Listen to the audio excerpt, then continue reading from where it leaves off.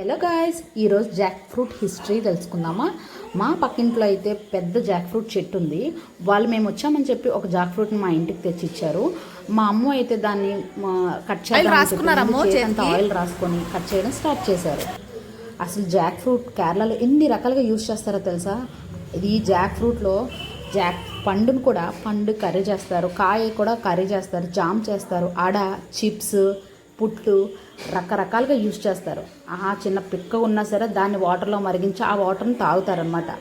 అసలు ఎందుకు ఇవన్నీ చేస్తారు తెలుసా. జాక్ ఫ్రూట్ వల్ల ఎన్ని యూజెస్ ఉన్నాయో తెలుసా. షుగర్ లెవెల్ కంట్రోల్ చేస్తుందంట, విటమిన్ B6 ఉంటుంది, A ఉంటుంది, C ఉంటుంది, కళ్ళకైతే బాగా కనిపిస్తాయని చెప్పి ఇది చాలామంది తింటూ ఉంటారు. అదే కాకుండా ఇక్కడ న్యాచురల్గా పండుతుంది అనమాట. దీనికి ఏ మెడిసిన్ వేయకుండా పండుతుంది కాబట్టి ఇది 5 to 7 years పడుతుంది ఒక పంట రావడానికి. కానీ ఇప్పుడైతే 1.5 yearలోని డూప్లికేట్గా అంటే పండించేస్తున్నారు అనుకోండి, అది వేరే విషయం. కానీ సూపర్ ఇమ్యూనిటీ పవర్ అనమాట. మా అమ్మ మాటలో విందామా, అమ్మ ఏం చెప్తారు. ఒక హాఫ్ పనస్ని నేను మా హస్బెండ్ ఒక్కనే తినేసాం అలా కూర్చొని. జాక్ ఫ్రూట్ని కట్ చేయడం కూడా ఒక ఆర్ట్ అనమాట. ഈ മുള്ളു ബാക്കിയാണ് എല്ലാം കറിയും.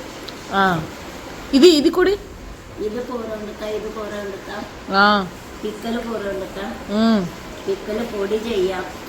కూడా జాక్ ఫ్రూట్ పవర్స్ ఉంటాయి. ఒక లైక్ వేసుకోండి. Bye bye.